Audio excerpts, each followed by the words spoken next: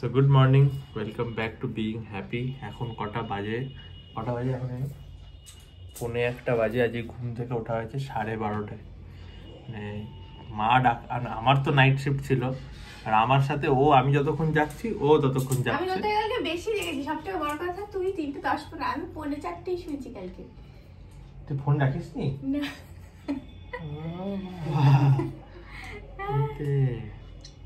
তুই আজকে করতে যাবি? মনে তো হচ্ছে একটার সময় মনে হচ্ছে এখনো।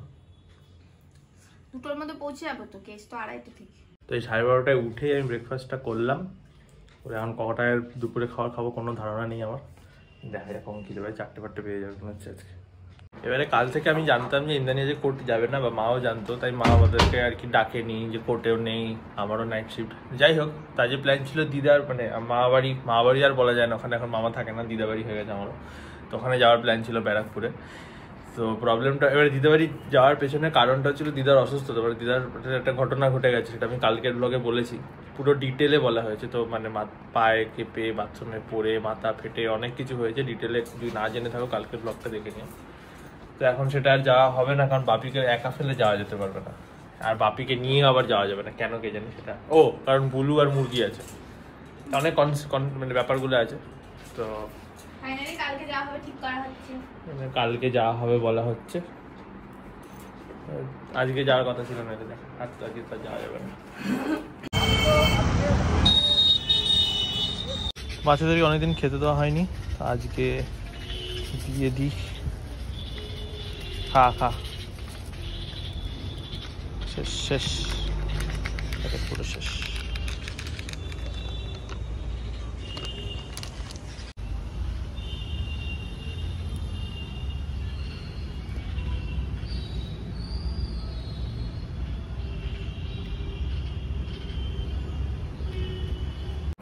সরি ফ্রম মাই সাইড, আমি কোনো ব্লগ করিনি তার জন্যে। এখন বাজে হলো 6:15। এখন এসেছে কোর্ট থেকে, এখন এসে স্নান করলো। স্নান না করে গেছিলো কারণ দেরি করে উঠেছে। তো তবে একটা জিনিস আমি যেটা বলতে চাই, আমি জানি না পরবর্তীকালে ঠিক হবে কিনা, তবে এই যে 108 টাকা দিয়ে 108 টাকার এই ব্যাপারটার জন্য যে বিএসএনএলটা নেওয়া হয়েছে, সেই ব্যাপারটা একেবারে জলে গেছে। কারণ আমার কোর্টে গিয়ে না কাউকে ফোন যায়, না নেট বিন্দু মাত্র কাজ করে, মানে নেট চালালে নেটের সাইনও আসে না।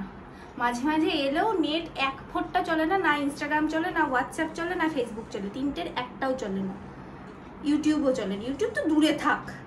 আর তারপর হলো কি বলে ওটাকে, কাউকে কল যায় না। সব থেকে বড় কথা, নেট না চলুক, কাউকে ফোন করলে তো ফোন যাবে, ফোনও যায় না। আমি কোর্ট থেকে বেরোচ্ছি যখন, কোর্টে সিগন্যাল কত থাকে? কোর্টে সিগন্যাল মাঝে মাঝে ফুল থাকে, মাঝে মাঝে একদম জিরো থাকে। কিন্তু ফুল সিগন্যালেও না নেট চলে, না কল যায়। আমি কোর্ট থেকে বেরোনো, আর আমি যে ঘরটায় বসি সেই ঘরটাতে তো কিচ্ছু আসে না। তো সেই ঘরটা থেকে বেরিয়ে কাউকে ফোন টোন বা কল ফল করতে হলে কোর্টের দিকে গিয়ে আমাকে করতে হয়। তো যাই হোক, সেই দিকে গিয়েও না কল যায়, খুব কচিতে কল যায়, এইসব হয়। তো আজকে এত মাথা গরম হচ্ছিল, টেক্সটে ভ্যার করে ওকে অনেক কথা শুনিয়েছি যে 108 টাকার জন্য এটা করা হলো। আমার ফোনে কিচ্ছু কাজ করছে না, কিচ্ছু না। জানি না পরবর্তীকালে ঠিক হবে কি। দেখ 1-2 মাস যদি, আমার এক্সপেরিয়েন্স এটাই। এবারে যে বারাসাতে হয়তো সিগন্যালের কি সমস্যা, তখন থেকে আমি ওকে কল করতে শুরু করেছি। বাড়িতে এসে এই বেল বাজাচ্ছি, কারেন্ট নেই যেহেতু, তাই বেল বাজাচ্ছি, কেউ বেল শুনতে পাচ্ছে না, কারণ বেল বাজছে না। তাই এবার হলো, তাই ওকে ফোন করেছি, তখনও ফোন যাচ্ছে না। তারপর মাকে ফোন করেছি, মায়ের ফোনে ফোন ঢুকেছে, তাও মায়ের সেই ফোনটা কল করেছি যেটা ভোডাফোন, সেটাতে, তাই মনে হয় ঢুকে, তাই মনে হয় পেয়েছে। ওই বিএসএনএলটাই করলে মনে হয় পেতাম না। বাজে অবস্থা। তো যাই হোক, আমি কি বলবো, এখন আমি 2 রকমেরই জিনিস দেখেছি। দেখেছি যে 3G স্পিডের নেট চলছে, আর এরকমও দেখেছি যে ঘোলায় যখন যাচ্ছিলাম, মানে বাড়ি থেকে কিছুটা দূরে, তো তখন মানে 1 কিলোমিটার দূরে বাড়ি থেকে, তো ওখানে সিগন্যাল ফুল দেখাচ্ছে, কিন্তু নেটটা খুবই স্লো, মানে 2G স্পিড মতো, কিন্তু দেখাচ্ছে 3G সিগন্যাল আসছে। আমার 2G স্পিডে চলুক, আমি তাতেও খুশি। হ্যাঁ, মানে আমার মেসেজ যাচ্ছিল, আমার কিচ্ছু না। মেসেজে কোনো প্রবলেম হচ্ছে, মানে এখনো অবধি ফেস করিনি যে মেসেজ করতে পারছি না হোয়াটসঅ্যাপে, সেটা এখনো অবধি হয়নি। এবারে আছে শুক্তো, আমি এইটুকুই পেয়েছি। শাক, মাছ, মুড়ি ঘন্ট। এই যে আমার এতক্ষণে এলো দুটো সিগন্যাল, দুজনের ফোন দিয়ে কল যাচ্ছিল না। এই যে দুটো সিগন্যাল আমার দেখ কত? একটা। এই জায়গায় দিদিমণি পড়াতে বসে গেছে, দিদিমণি পড়াচ্ছে। আর স্টুডেন্ট হলো টয়লেটে গেছে, তাই জন্য আমি আসতে পেরেছি, নাহলে আমার লজ্জা লাগে। যাই হোক, আমি গেলাম তাহলে রে। কোথায়? তো কালকে অ্যাকচুয়ালি আমাদের দুজনেরই শ্যুট আছে একটা, তা আমি ভাবলাম চুলের অবস্থাটা তো খুব একটা ভালো না। কালকে শ্যুট কখন আছে? ওই যে বিকেলে। কালকে কিন্তু বিকেলে কি করে? বিকেলে তো পড়ানো আছে। সকালে পড়িয়ে দে। সকালে হবে না এ বাবা। আর কালকে তো দিদাকেও দেখতে যাওয়ার কথা। ও বাবা, দুপুরবেলা খেয়ে। ই বাবা, রবিবার কর, রবিবার, কালকে হবে না। হবে না? না, কালকে হায় কোনো বাবা। দিতেই হবে না। বাহ, যেটুকু এনার্জি এনেছিলাম হাতে টাকা নিয়ে নিয়েছিলাম, দেখ 200 টাকা। এবারে কি করি? এবারে ইচ্ছা করবে এখন যেতে আমার। কাটি আয়, পরশুদিন তো এমনি লাগবে যেতে। কালকে এমনিও যেতে পারবি তো তখন। আরেকটা জিনিসেরও সমস্যা হয়ে আছে, তুমি দেখতে পাবে পেছনে আমি বাইরে বেরিয়েছি, পুরো এলাকাতে কারেন্ট নেই কেন কে জানে। আর 5টা নাগাদ থেকে কারেন্ট নেই। এখন কটা বাজে? এখন 7:30 বাজে যায়। তো কারেন্ট নেই বলে আমি কোনো বাড়িতে কাজ করতে পারবো না, যেগুলো আমার এডিটিংয়ের কাজ আছে।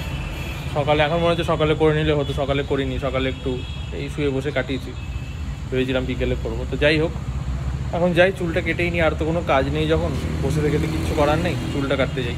আর যেটার ভয় পাচ্ছিলাম সেটাই, দোকানে কারেন্ট নেই, তো দোকান খোলা কিন্তু কাজ হচ্ছে না, দোকানে কোনো কাজ হচ্ছে না।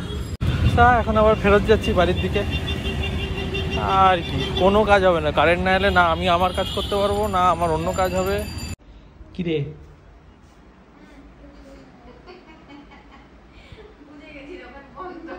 দোকান খোলা, কারেন্ট নেই দোকানে, মানে ইনভার্টারও শেষ বোধ হয়।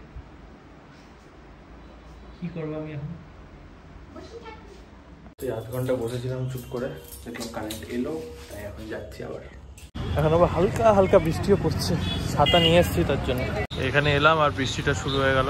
এখন একটু লাইনে দাঁড়াতে হবে, তারপরে চুল কাটতে পারবো। দেখো কি মারাত্মক জোরে বৃষ্টি নেমেছে। এই চুল কেটে বাড়িতে এলাম, এখন আবার আমার ইন্দ্রাণীর সাথে বেরোতে হবে ওই সেম স্যালনে। তার কারণ হচ্ছে স্যালনের মধ্যে একজন বললো, অনেকদিন ধরে বলছিল ITR ফাইল করাবে। বৃষ্টি এখন পড়ছে না, ছাতা নিয়ে যাচ্ছি তো। ITR ফাইল করাবে, ইন্দ্রাণীর সাথে কথা বলবে। কতদিন আগে থেকে বলে রেখেছে কথা বলবে, কোনো হেলদলি নেই, যাচ্ছে না। এই আজকে ঠেলে ঠেলে যাচ্ছে। এই ইন্দ্রাণী গেল, জ্ঞান কতক্ষণ কথা বললো কে জানে। আবার আজকে নাইট ডিউটি যথারীতি 10টা থেকে, এখন বাজে হচ্ছে 9:40। তাড়াতাড়ি কথা হয়ে গেলে ভালো, নাহলে আমার চলে যেতে হবে। পাশেই বাড়ি যদি। এই দেখো এখানে আমাদের বাড়িতে, এখানে পিঁপড়ে মুখে ডিম নিয়ে উঠছে, ওইখানে পিঁপড়ে আবার জড়ো হয়েছে।